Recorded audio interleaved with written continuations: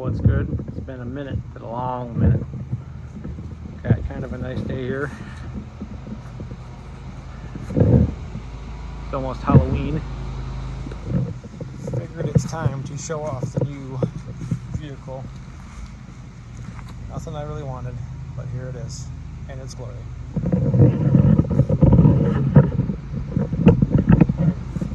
GMC Acadia. It's not the Ram I wanted, but it'll do for now. Everybody's mowing. Let's shut the door. So this is it for now. Kind of came down to a thing where I needed a new vehicle now. If you watched the last video I posted about the Jeep, you'll see why in that I explain. But I didn't have time to look around, and we're trying to do other more important things here than me buying a brand new expensive truck that I wanted, which normal people, you know how it is. So plans with this thing, take care of it, and just, I don't even know, nothing too special. It was bought at a, you buy here, you pay here type of place, so it probably wasn't inspecting like it should have been. It probably, past bare minimum, and I had to change the filter in it when I first got it. Let's show you that. So this was the filter, and this is what it looked like when I pulled it out the day I came home. Yes, the leaves were attached. So anytime you buy a vehicle, whether it's if it's not from a reputable dealership, like a Chevy dealership, Ford dealership, Dodge dealership, A.M.L Dodge dealership, if it's not from one of them where they have mechanics there that are certified for what they do, and you bought it out of someone's front yard, or if you brought it off Marketplace or Craigslist, or from one of them low credit places like Right Way, I would stay far away from Right Way as possible, because of you're going to be paying a crap ton more on a vehicle there that's older when you could be buying a brand new vehicle. Trust me, I had to do it before, and it's no fun. And I know somebody who has a vehicle that they just recently purchased from Right Way Automotive. And I understand people got to do what they got to do, but if you have a way to do it cheaper, do it cheaper. They're paying because you pay out of every paychecks, and they get paid every other week, so they pay on the car every other week, and the monthly balance is pushing over $600 and something, $650 I think, and you can get a decent newer vehicle for that. But you got to have, they want good credit, and the person who has this car does not have good credit.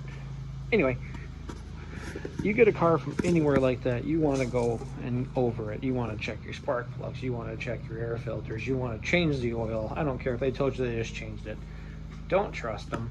9 times out of 10, when you deal with these little pop-up car lots that have these cars on there, and you can go run in there, and you don't need credit, you pay for it there, you buy it there, you do your payments to that place, and they're the only place like that. Right Way has multiple change, but they're the same way. They might be a little bit better, but say for instance this Acadia, I found it, I liked it, thought it looked good for me. It was bigger than the Jeep, and I needed something that day, so I went and scooped it up. But if you're buying a car from a place like that, where they get these cars from the auction, there's no doubt about it. These are auction bought cars. So you want to go through, oil change, check your spark plugs, make sure they're good. 9 times out of 10, they're not good, they're bad. So replace your spark plugs, air filter, take it out, replace it. Check all your fluids. Just check everything that you can check on your own on this car. And if you don't know what you're doing, take it to somebody who does. On your test drive, take it to a mechanic shop around the corner from the place. Say, hey, can you look over this vehicle real quick? I'm thinking about buying it around the corner at so-and-so. That's all you gotta do.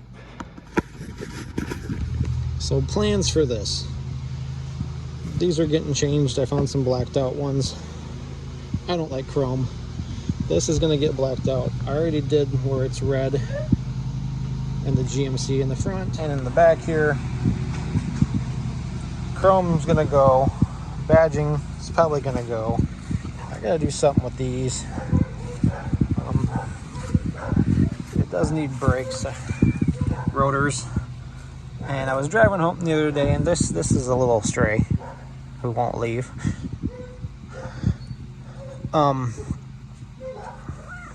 What? What's your deal? Huh?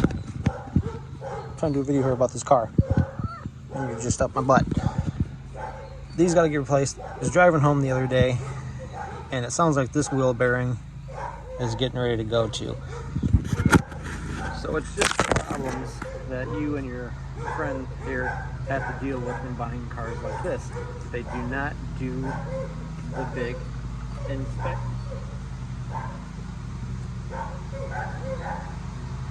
Is that necessary? They don't do the inspections like they should, because they're just worried about selling the car like they just bought from the auction as fast as possible, because that's how they make their money. I don't know if I'm going to do much on it. I mean, it's got third row seating. As for anything custom that's going to be super crazy, like if it was a Dodge Challenger or even a Dodge Ram or a Chrysler 300 or something that you'd want to go all out and do something cool with. This, you know how I am, I like to be different from everybody else, and let me tell you, driving this thing around, there's a lot on the road. Holy crap, there's a ton of these on the road, and I'm like, oh my god, I pass 5 every day coming home from work that look just like mine. Can't have that. So we're going to change small things, nothing big, nothing crazy. We're not going to put aftermarket exhaust in a car like this, because it's a grocery getter. It's a soccer mom vehicle. What can I say? But hey, I had to do what I had to do. It's the best looking thing that I found in a rush. Like the first thing I had to do when I brought it home, like 2 or 3 days later, I noticed the steering was weird and it was making a whining sound. So I had to, I checked the power steering fluid in it, and it was low. I had to run up to the hardware and brake in my work and get some power steering fluid for it. I mean, it's just things they don't look at because they really do not care. The only thing they care about at these kind of car lots is selling this car and getting gone so they can go buy their next auction vehicle to sell some more. For the most part, it's going to stay bone stock with some dress up items on it. Nothing tacky, nothing out of the ordinary, but let's make it stand out from the rest because that's what I like to do. It's going to be here until it don't have to be here anymore. I don't plan on keeping it for a very long time because, frankly, don't get me wrong, I do like the vehicle. It's nice, it's big, it has more power than the Jeep, but it's not something I would go out and buy if I had money to pick and choose and days to pick. If I would have had it my way, that would have been a Dodge Ram Rebel sitting there and not a GMC. Okay, now how about some random bonus material involving the family and other things I've been doing lately, because it's been a while and I miss doing this and I don't have any more plans because the Jeep is gone, and I had 15 videos lined up for the Jeep, and well, stupid things had to happen, which led to me getting rid of the Jeep. Now, anybody that knows me personally knows I love my, I guess you could call it tactical gear, meaning I like my guns and I like my tactical style knives. Well, I just recently purchased a pretty cool new knife. Yes, it's Sprinkly Donuts. The Desert Warrior Dessert. Yes, I said dessert. Check this thing out though. It is pretty bad to the bone. I dig it. It matches a a magazine I have for my AR-15, which you haven't, I don't think, ever seen on this channel because YouTube is scared of the guns, I guess. But yeah, this is my new part of my new EDC at the moment.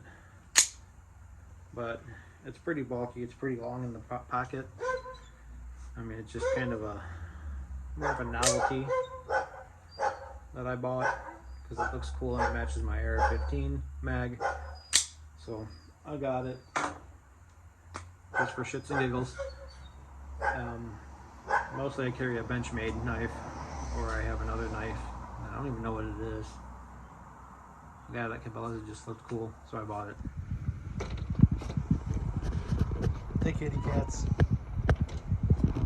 The outdoor kitty cats. We're gonna make them a home. Because winter is coming. So we're gonna be using totes. And what we're gonna do is, smaller totes gonna go in the bigger tote and be surrounded by straw to help keep them warm. We're gonna place them on the deck. They showed up. They were born in the bushes along the side of the garage here. The mom was with them for a while. We haven't seen mom in quite some time.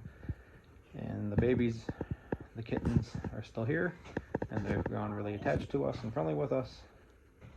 So I guess they're gonna be our outside cats now.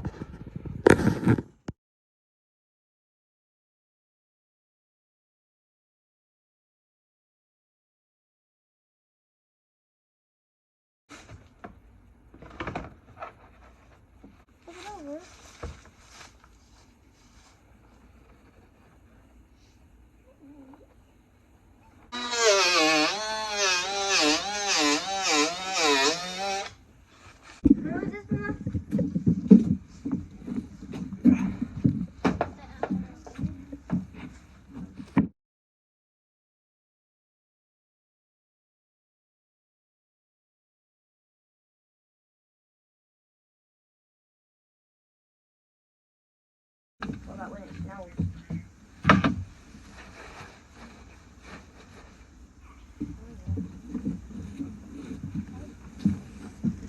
Wait! Put some in the